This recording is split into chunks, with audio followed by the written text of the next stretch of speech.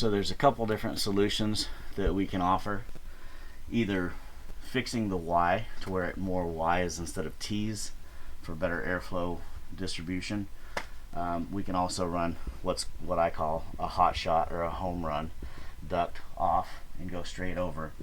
We can also take it and say, okay, well, this one's perfect, that one's perfect, or at least the other ducts in that room are helping that one, so it's not as noticeable, but we only have one duct going here.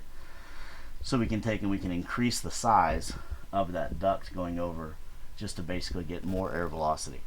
In some situations where you have really long duct runs, you'll actually have to start with a larger duct, decrease it, and even though that doesn't sound like as much airflow, it increases the velocity. So a lot of times it's just, air balance in houses is huge, and they usually do not get it right from day one, and we can come in and at least try and relieve those areas a little bit better as much as we can with dampering, changing some duct work, changing some louvers, different little tricks that we can throw in there. Okay, so if you can imagine up in the attic where we just were, that duct is running this way, and the split is going to be about right here, that three-way split. So one of them is going to go over here, which is not the problem area.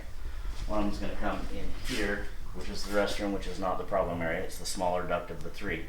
And the one that we're having the problem with is going to be this one here.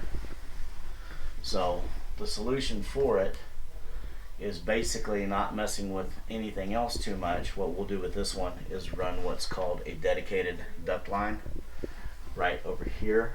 Keep it away from the roof line so much to where it actually gets just more airflow into this room that basically fixes the problem.